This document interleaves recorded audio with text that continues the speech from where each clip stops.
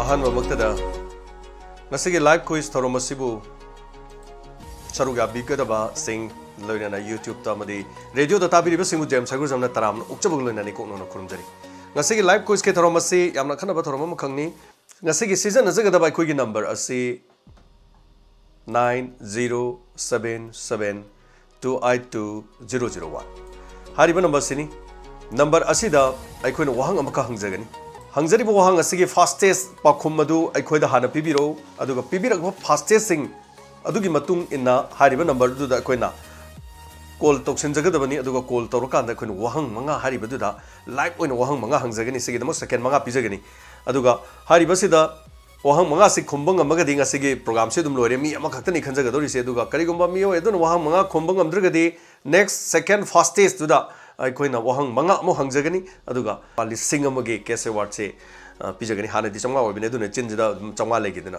adu masi koi gi thobal digi koi gi cement ki koi gi sumba yum kai saba khotpa gi thabak dukan phamba miyoi pukchel chawrba koi gi Robin haitare gi naw mana donor to bibani so Robin gidamok to sumi yamna taramna upiu aduga irai laibo wahang ka hangjage wahang asida pakhum chumna pibirakpa fastest adu dani ngasi khudong chaba pijagadori basi aduga 30 second adomna ibagi thajalakpagi haitare ngaijage wahang di irai laibo wahang ama khangni wahang asigidamok sem saduna laibiu which is the most sensitive organ in our body which is the most sensitive organ in our body. So, second was the countdown. Second haujare, second kuntra.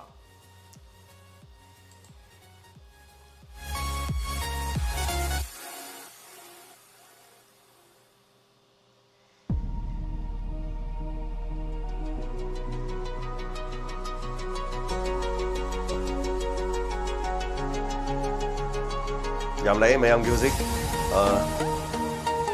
Fastest lakwa hogre aduga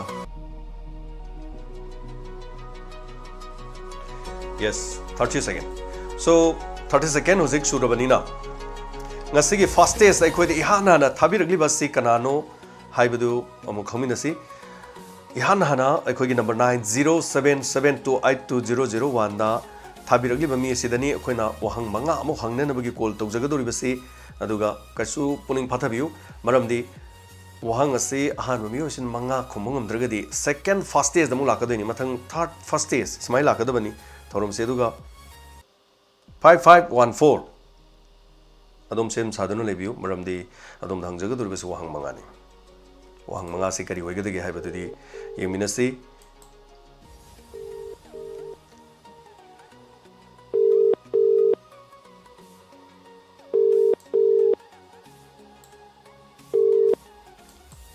Hello?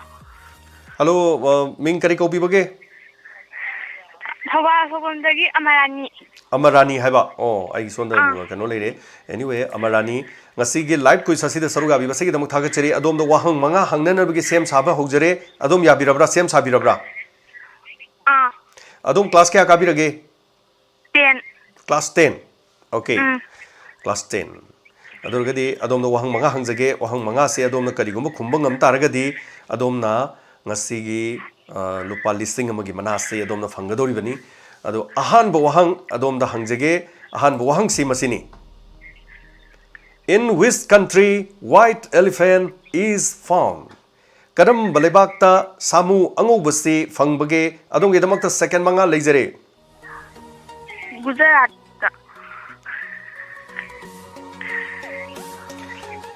Sorry, ahan mo wahang da bahai tare ko masi level ठीक है anyway masini ngasigi leisi fastest warga so ahan mo wahang sidama level lei kidre wahang manga hangjagadam nina so mathangi khoigi amada amuk chachere mathangi si chumna haibirakhi bang sai skin ni haina hairakibada achumbadu dani amuk chachari basi mathangi color khoigi fastest second fastest da amuk chachari yeminasi hello ming amada le from haibiu Uchiwadagi Lakshmi. Okay, Lakshmi. Class kya kabirage? 10. Class 10. Yes, ngasi class 10 ngata thengnare. Aduga ꯑꯍꯥꯟꯕ ꯋꯥꯍꯪ ꯍꯪꯖꯒꯦ ꯁꯦꯝ ꯁꯥꯗꯨꯅ ꯂꯩꯕꯤꯔꯦꯀꯣ thank you ꯁꯣ ꯑꯍꯥꯟꯕ ꯋꯥꯍꯪ 인디아기 내셔널 프루트 ꯑꯁꯤꯒꯤ ꯃꯃꯤꯡ ꯀꯔꯤꯅꯣ 하비유 ꯑꯗꯣꯝꯒꯤꯗꯃꯛꯇ ꯁꯦꯀꯦꯟ ꯃꯉꯥ ꯂꯩꯖꯔꯦ 인디아기 내셔널 프루트 Mango. mango yes the right answer is mango mango 인디아기 내셔널 프루트니 so adongi ngasigi ahanba wahang asi adongi chungre aduna ani suba wahang amuk thamjage class 10 ne haibani na ko so sem saduna lebiu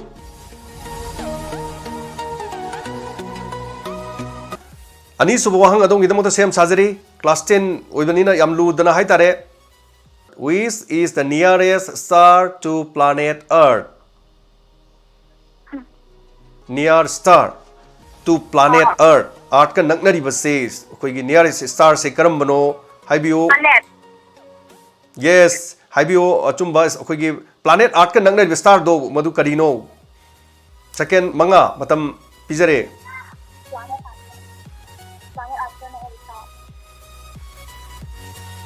Sun. Sun. matam se kitang di helawni adu anyway चुमंजरे है तरीके अखोई planet सिद अखोई पृथ्वी की नकनब star दु करम बनो हाइबनी अदो मसी सन्नी सनसिना अनि सुब दोंगी छि चुमेना लौजबग लोइना अहुम सुब वहंग हाइ तरे हतक सेकेंड मंगा दि याम ताइना बोइनो खुंबिउ थोरम से खोइना याम तोइना संदुक तब अखोई जो टेक्निकल गोय बखर केनो लेबनी हाइ तरे पुना मक नाथों ngaksin तौनर कांदा सो अदोंगी दमक अहुम सुब वहंग अमो हंगजगे सेम सादुना लेबिउ अहुम सुब वहंग असि लेजरे Where is the headquarter of ISRO? ISRO. ISRO के headquarter से कदाई दल लेबगे second मंगा.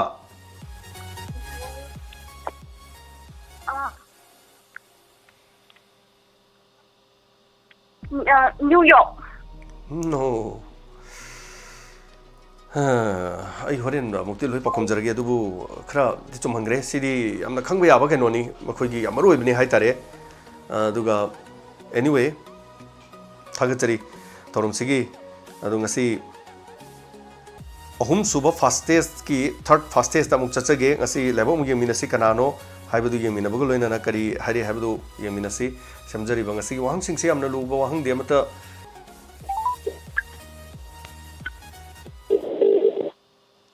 हेलो हेलो रेडियो की ममांग दी खरे चथोपिरो वारी सनबा याररोय पूरा रेडियो दो पूरा थंबिरमो खदुम चथोपिरो खरे हम चथोपिरो फोन दा दुम ताना दौ लेरमनी रेडियो ममांग लेबिरो नो मिंग अमता हाइबियो मिंग अमता हाइबियो विश्वानंद विश्वानंद क्लास क्या कारगे क्लास 9 का विश्वानंद क्लास 9 दुम ngasi की थोरम से दुम यामना क्लास 9 10 हाइतरे को सरो याम जाबी एनीवे थागचरी ngasi की कनो से धमक लाइव क्विज की धमक थमजरी बलु पॉलिसिंग मगी सिगुम मना सिगी हाइतरे सो करीगुम्बा अदोम ngasi वांग सिमंगा खुमंग मगदी अदोम दलु पॉलिसिंग मगी कोई की केस वार्ड पिजगदोरी बनी सो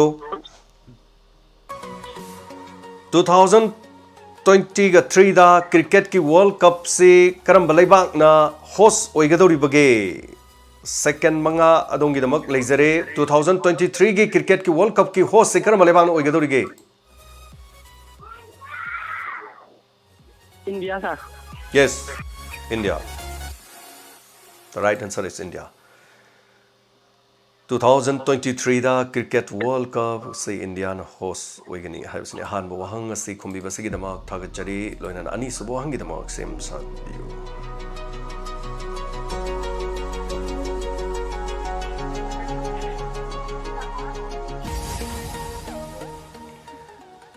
masai hangjagi bo hangama irai laina hangjagi class 9 ne so haibani na jamna laiba khudong chaba mani ani subada pithok chari bo hangse where is the headquarter of ISRO America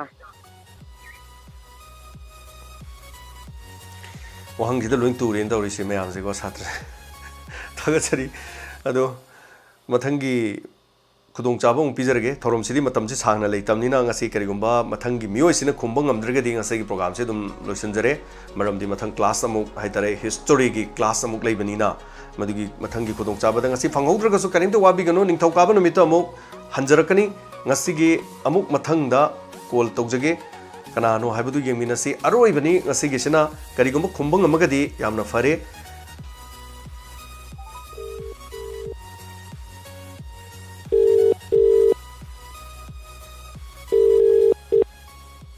Hello? Hello? Hello, Tazari? Bikramjit, Wibirabro? Sorry, we are very sorry. Adom the response to be the number of work and the quick charga, quite the matam so very tight. Bikramjit, Adongi call, Segi, Trocolor Matungina, Adubu, when Haidok Chaki Matungina, the last call Sik Kanano, Haibadu, Amaga Kami Narga call, Tozeri Solution, and we could have the Lugage. Quick Google the TV and the Badum Haitare. Hello, Mingamadele from my view. Benita class Kya Kabirage? 10. Class 10. I see the Ayamba call, class 19, Ayamba, Pocumsi Yam Tunukumbirake Haitare. Ado Benita Tagatari, Toromsida, Saruga Vivasigi the mark. So I don't get a hand, but Wahang Tangjage, Tangai Fadan Hoji Forward, Wahang, any forward Kumbang and Bami Legre, Adubu, Benita. Ahan ba wahang si adom da hangjage khoi class 10 da yam maru in hang ba pot ama khaktani wahang ama khangni science ki da hai tare. What is the full form of LED?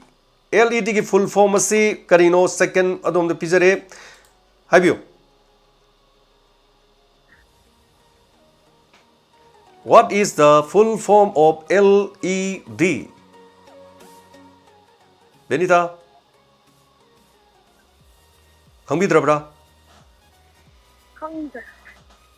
Benita LED di class 10 gida yamna dum yawni am so yam very easy haitarene.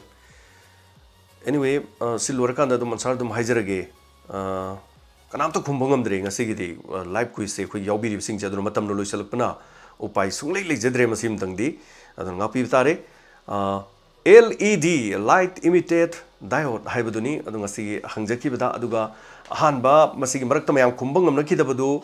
Where is the headquarter of ISRO? ISRO ge headquarters kadai dano Bangalore sisuni aduga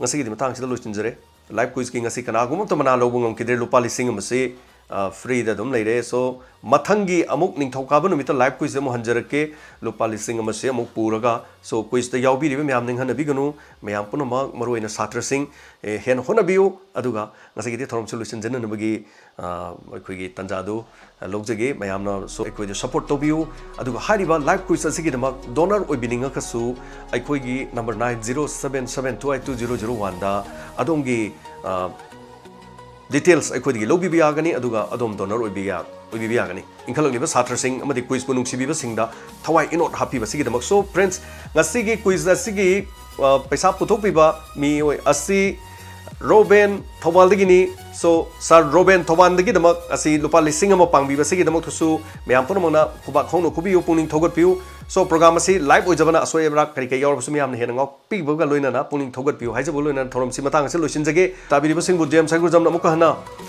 khurumjari.